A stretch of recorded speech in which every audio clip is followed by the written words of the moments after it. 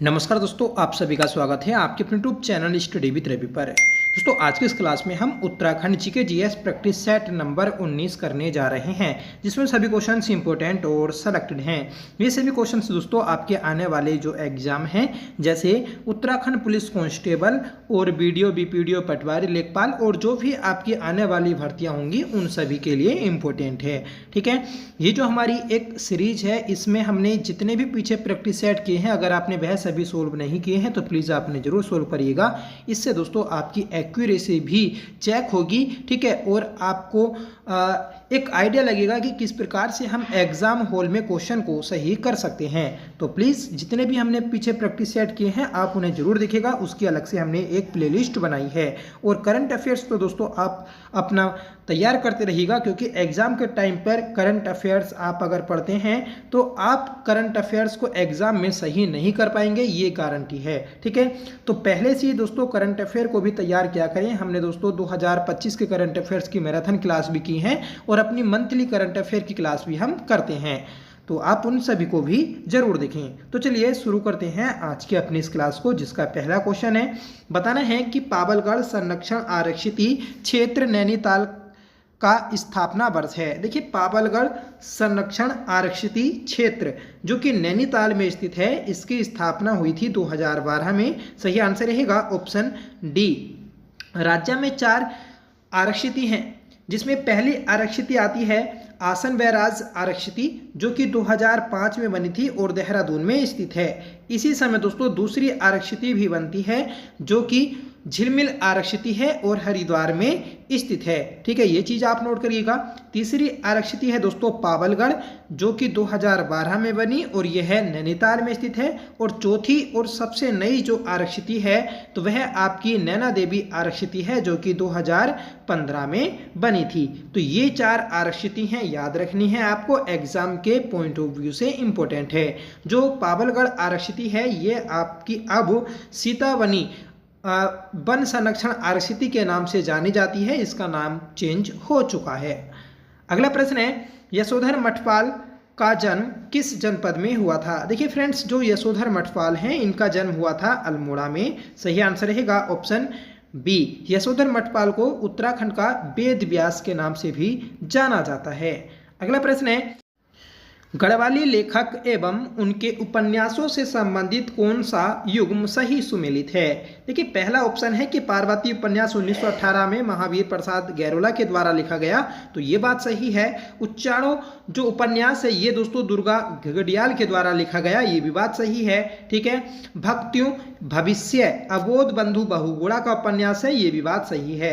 इसका मतलब दोस्तों उपयुक्त सभी युग्म सही सुमेलित हैं, तो राइट आंसर हो जाएगा ऑप्शन डी। जो पार्वती उपन्यास है महावीर प्रसाद गैरोला का 1918 में लिखा गया, ये उपन्यास दोस्तों काफी बार पूछा गया है, तो इसलिए आप इसे नोट कर लीजिएगा।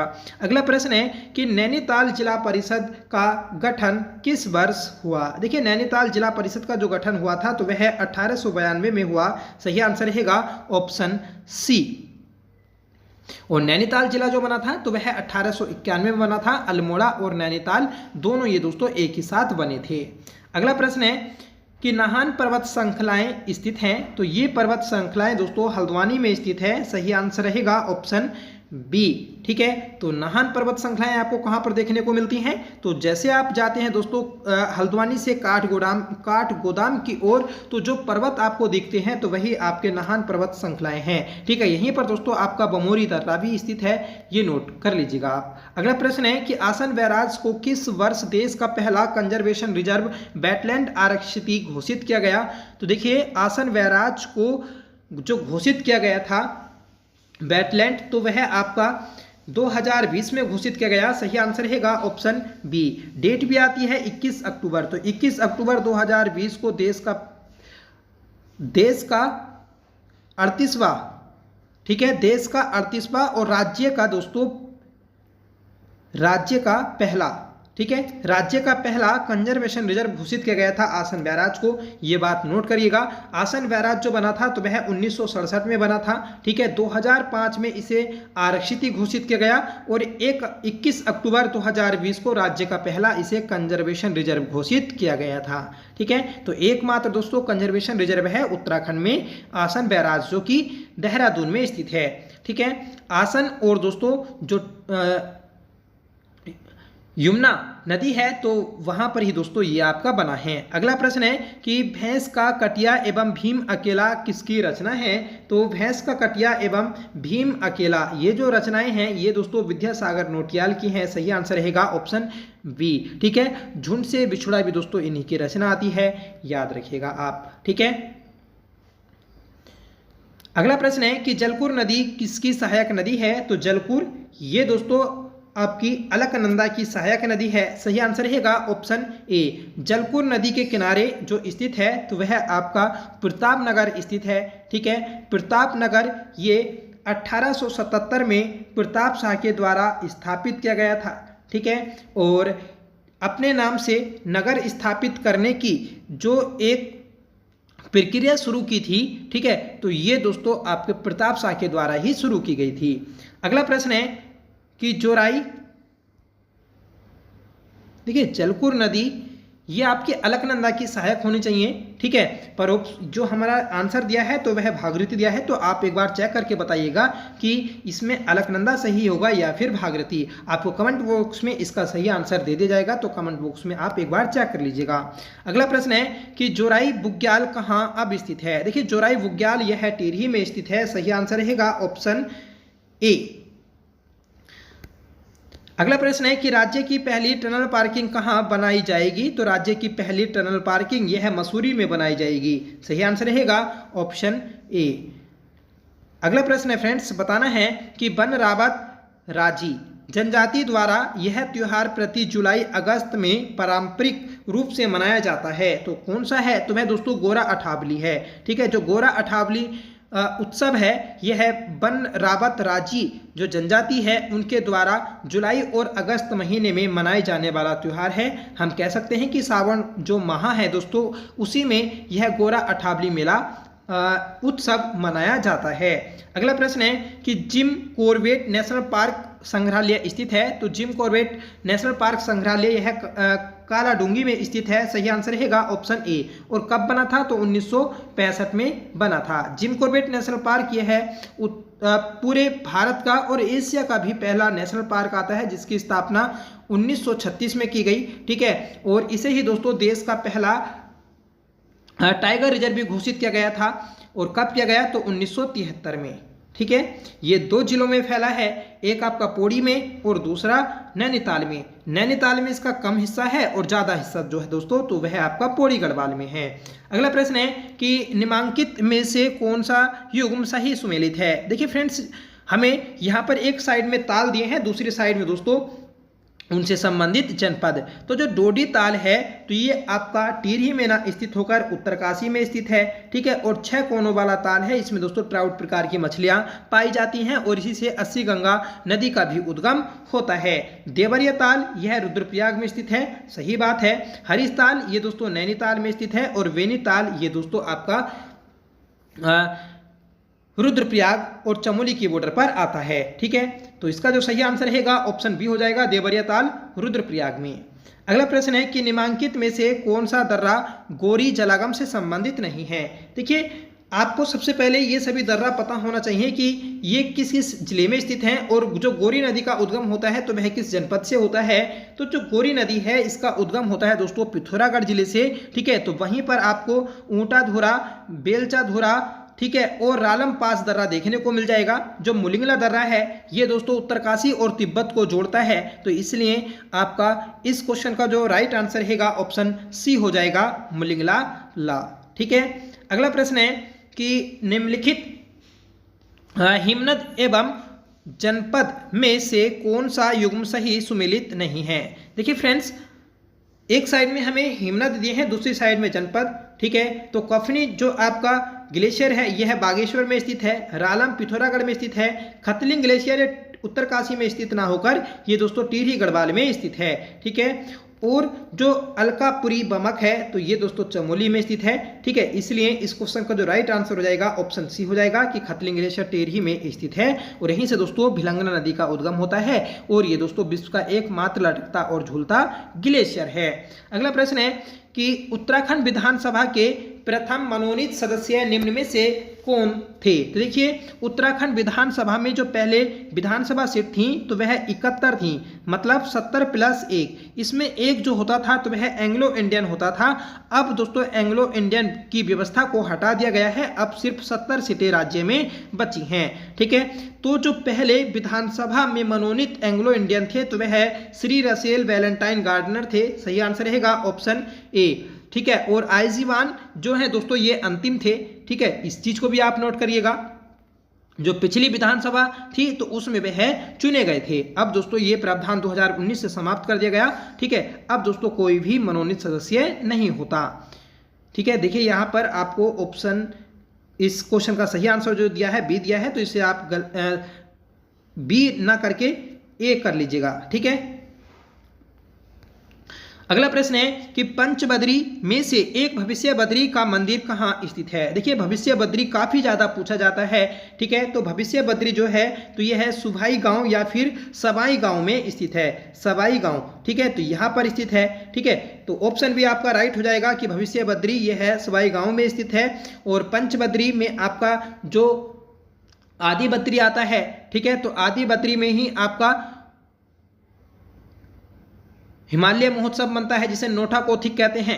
ठीक है, और ये जो है ये आपका कर्णप्रयाग में स्थित है। ठीक है, तो इसे भी आप नोट करिएगा। अगला प्रश्न है, कुमाऊं क्षेत्र की सबसे बड़ी झील कौन सी है। देखिए, कुमाऊं क्षेत्र की सबसे बड़ी झील है भीमताल, जो कि 3 कोनों वाली झील है। ठीक है, नौकुचे ताल यह है सबसे गहरी ताल है। ठीक है, 7 ताल ये दोस्तों 7 कोनों वाली ताल है और ये आपकी नैनीताल में स्थित है। और नैनीताल जो है तो यह आपका नैनीताल में ही स्थित है। ये चारों झील जो है ये आपके नैनीताल में ही आती हैं। पूछा जाता है कि 3 कोनों वाला ताल कुमाऊं क्षेत्र में कौन सा है, तो भीमताल। गढ़वाल में कौन सा है, तो गढ़वाल में आता है दोस्तों आपका सतोपंत। ठीक है, सतोपंत यह 3 कोनों वाला ताल है गढ़वाल मंडल का। अगला प्रश्न है कि जागेश्वर में किस शासक ने नवदुर्गा, महिष मर्दिनी, लकुलिस तथा नटराज आदि मंदिरों का निर्माण कराया। देखिए, जागेश्वर में नवदुर्गा, महिषमर्दिनी और लकुलिस तथा नटराज आदि मंदिरों का जो निर्माण करवाया था तो वह दोस्तों करवाया गया था आपका ईस्ट गण के द्वारा। ठीक है, सही आंसर रहेगा ऑप्शन सी, ईस्ट गण के ही दोस्तों पूरे कुमाऊं क्षेत्र को जो हिंदू धर्म था उसे एक सूत्र में बांधने का प्रयास किया गया था। ललित सुरदेव ये दोस्तों कत्यूरी राजवंश का सबसे शक्तिशाली राजा था। ठीक है, भूदेव, तो भूदेव के द्वारा दोस्तों आपका जो बैजनाथ मंदिर है उसको बनवाया गया था और वह आपका बागेश्वर में स्थित है। ठीक है, निम्बर के द्वारा जागेश्वर में विमानों का निर्माण करवाया गया था। ठीक है, तो ये सभी बातें आप याद रखिएगा। उत्तराखंड का सबसे पहला जो ऐतिहासिक राजवंश है तो वह कत्यूरी राजवंश ही आता है। कत्यूरी राजवंश में दोस्तों 14 राजा देखने को मिलते हैं और इसमें 3 परिवार आते हैं जिन्होंने 350 वर्षों तक कुमाऊं क्षेत्र में और जो कुछ क्षेत्र आपका गढ़वाल का है, ठीक है, तो वहां पर अधिकार किया था। अगला प्रश्न है कि टूरिस्ट डेस्टिनेशनों में पौड़ी जिले की थीम क्या है। देखिए, टूरिस्ट डेस्टिनेशनों में पौड़ी जिले की जो थीम है तो वह है दोस्तों आपका वाटर स्पोर्ट्स। सही आंसर रहेगा ऑप्शन ए।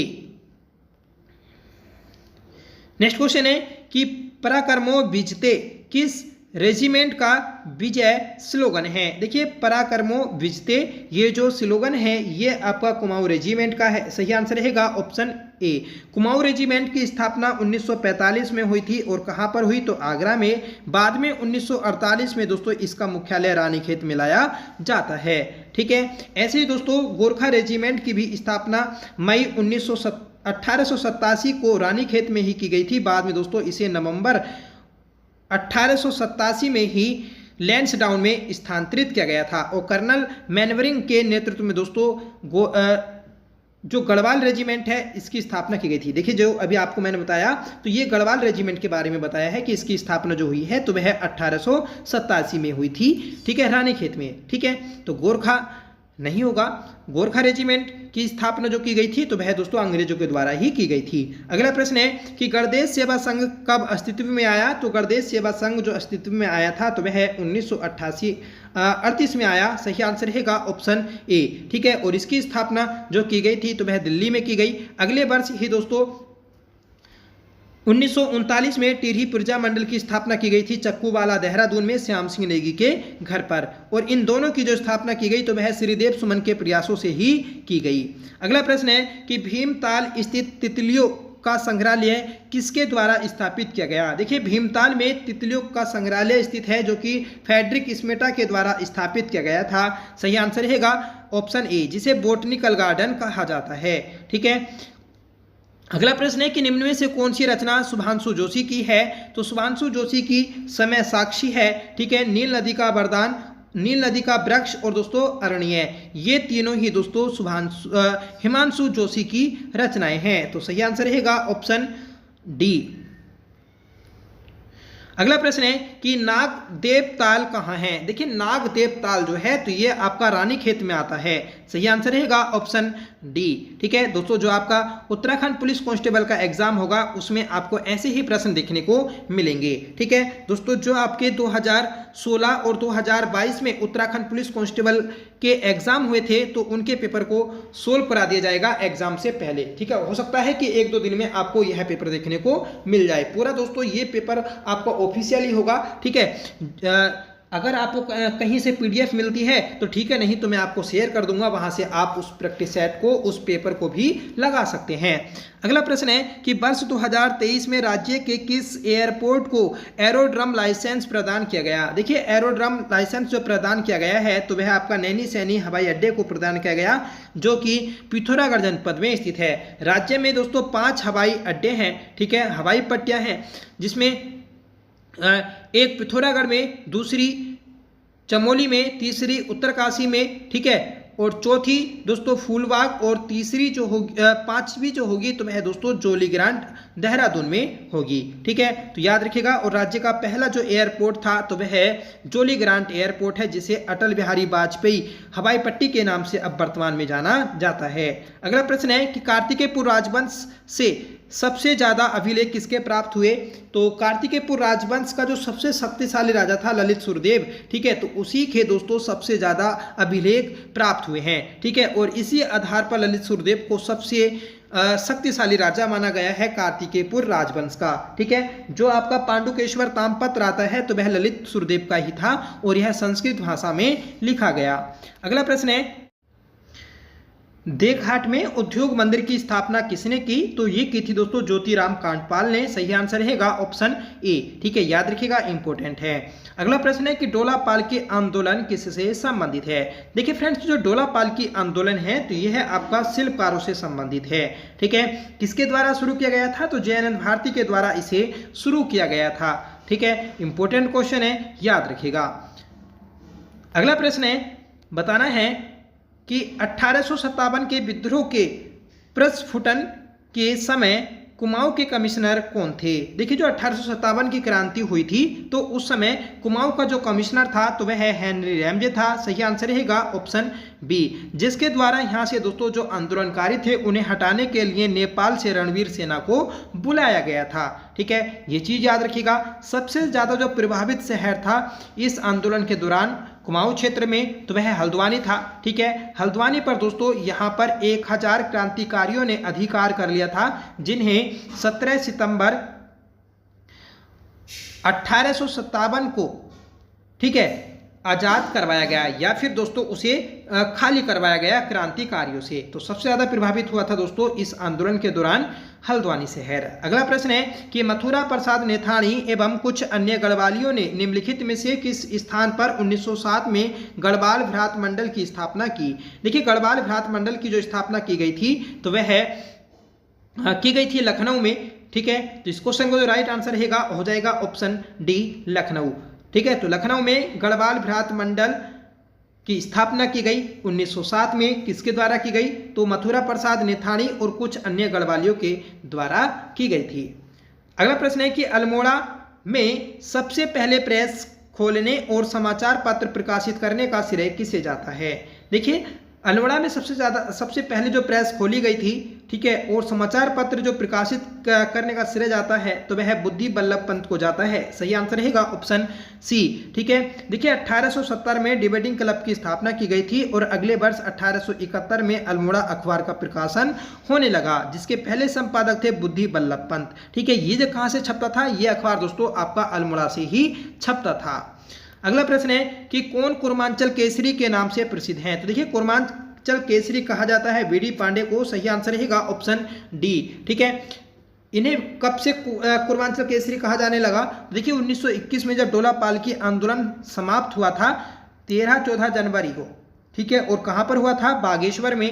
ठीक है, तो इस समय बीडी पांडे को कुर्मांचल केसरी की संज्ञा दी गई थी। ठीक है, बीडी पांडे के द्वारा 1918 में शक्ति समाचार पत्र का भी प्रकाशन किया गया था 15 अक्टूबर को। ठीक है, 15 अक्टूबर 1918 शक्ति समाचार पत्र का प्रकाशन किया गया था बीडी पांडे के द्वारा, जब अल्मोड़ा अखबार दोस्तों बंद हो जाता है।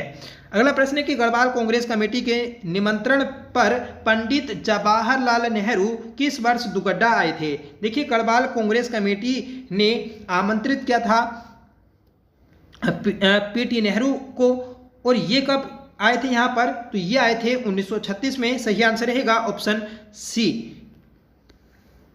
अगला प्रश्न है कि सविनय अवज्ञा आंदोलन के दौरान अल्मोड़ा नगरपालिका भवन पर तिरंगा झंडा फहराने वालों में निम्नलिखित में से कौन शामिल नहीं थी? देखिए, सविनय अवज्ञा आंदोलन जब चल रहा था 1930 में, ठीक है, तो इस आंदोलन के दौरान अल्मोड़ा नगरपालिका पर एक तिरंगा झंडा फहराया गया। ठीक है, और इसमें दोस्तों जो फहराने वाली महिलाएं थीं, ठीक है, तो मंगला देवी, रेवती और जीवंती थीं। ठीक है, होमवती देवी ये शामिल नहीं थी। तो इस क्वेश्चन का जो सही आंसर रहेगा ऑप्शन बी हो जाएगा। अगला प्रश्न है कि गंगा का निर्माण किन नदियों के संगम का परिणाम है? देखिए, गंगा नदी जो बनती है तो ये आपकी देवप्रयाग से बनती है। गंगा नदी में सास बहू का संगम जो होता है भागीरथी और अलकनंदा नदी का, तो इसी की आगे जो धारा जानी जाती है गंगा के नाम से जानी जाती है। ठीक है, गंगा की लंबाई उत्तराखंड में 91 मीटर है। ठीक है, इस चीज 91 नहीं 96 मीटर। ठीक है, और 205 मीटर जो लंबी है तो वह आपकी भागीरथी नदी है। देवप्रयाग में भागीरथी और अलकनंदा नदी का संगम होता है। ठीक है, कर्णप्रयाग में जो संगम होता है तो वह पिंडर और अलकनंदा का होता है। ठीक है, ये चीज आप नोट करिएगा। रुद्रप्रयाग में मंदाकिनी और अलकनंदा नदी का संगम होता है। अगला प्रश्न है कि श्री बद्रीनाथ निम्न में से किस नदी के किनारे स्थित है? देखिए, बद्रीनाथ मंदिर जो है तो वह अलकनंदा नदी के तट पर स्थित है। सही आंसर रहेगा ऑप्शन सी। जैसे प्रयाग में आपका केदारनाथ जो है तो वह मंदाकिनी नदी के तट पर स्थित है, ऐसे ही बद्रीनाथ दोस्तों अलकनंदा नदी के तट पर आता है। अगला प्रश्न है कि बागेश्वर किस के तट पर स्थित है? तो बागेश्वर शहर जो है तो वह सरयू और गोमती नदी के संगम पर स्थित है। सही आंसर रहेगा ऑप्शन डी। अगला प्रश्न है कि निम्नलिखित में से किसने गढ़वाल की दिवंगत विभूतियां पुस्तक की रचना की? तो गढ़वाल की दिवंगत विभूतियां जो पुस्तक लिखी गई तो वह भक्त दर्शन के द्वारा लिखी गई थी। सही आंसर रहेगा ऑप्शन सी। अगला प्रश्न है और आज की इस क्लास का अंतिम क्वेश्चन कि 1921 में किस स्थान पर गढ़वाल कांग्रेस कमेटी के कार्यकर्ताओं की बैठक की अध्यक्षता पुरुषोत्तम दास टंडन ने की थी? तो देखिए, 1921 में गढ़वाल कांग्रेस कमेटी की जो बैठक आयोजित की गई थी इसकी अध्यक्षता की थी पुरुषोत्तम दास टंडन के द्वारा, और ये बैठक जो आयोजित की गई तो ये है दुगड्डा पौड़ी में आयोजित की गई थी। सही आंसर रहेगा ऑप्शन ए। ठीक है, देखिए लास्ट में जो हमने लगभग 12-13 प्रश्न देखे तो ये आपके 2022 में जो उत्तराखंड पुलिस कांस्टेबल का एग्जाम हुआ था तो उसी के हमने देखे हैं। ठीक है, ये पूरा पेपर आपको सोल्व करवा कर दे दिया जाएगा, तो वहाँ से आप 2022 का पेपर देख सकते हैं। ठीक है, जो नए बच्चे हैं जिन्होंने ये पेपर नहीं दिया था 2022 का तो वह जरूर देखें कि किस प्रकार से दोस्तों एग्जाम में प्रश्न पूछे जाते हैं। ठीक है, तो ये थी दोस्तों आज की हमारी क्लास जिसमें हमने अपने कंप्लीट 40 क्वेश्चन को देखा। ठीक है, जिस प्रकार से आपके एग्जाम में 40 प्रश्न पूछे जाते हैं उसी प्रकार से दोस्तों हमने ये प्रैक्टिस सेट तैयार किया है। पिछले प्रैक्टिस सेट जितने भी हमने किए हैं, अगर आपने वह सभी नहीं देखे हैं तो प्लीज़ आप उन्हें जरूर देखिएगा और कमेंट करके बताइएगा कि आपको ये प्रैक्टिस सेट कैसे लग रहे हैं। लगातार आप दोस्तों प्रैक्टिस सेट से जुड़े रहेंगे तो आपको जरूर एग्जाम में हेल्प मिलेगी, ठीक है, क्योंकि एग्जाम में वही चीज़ काम आती है जो हमने जितनी बार रिवाइज की होती है। तो इसलिए प्रैक्टिस सेट जरूर लगाइएगा। नौकरी लेना जो आसान हो जाता है तो वह दोस्तों आपका प्रैक्टिस सेट के माध्यम से आसान हो जाता है। जो जितना प्रैक्टिस सेट सोल्व करने की आदत डालेगा तो वह दोस्तों उतना ही नौकरी के नज़दीक आएगा, ठीक है। तो प्लीज़ प्रैक्टिस सेट जरूर लगाया करें, चाहे आप ऑफलाइन लगाएं या फिर दोस्तों यूट्यूब पर लगाएं, ठीक है। तो चलिए मिलते हैं नेक्स्ट वीडियो के साथ, तब तक के लिए bye. Thank you so much for watching. जय हिंद।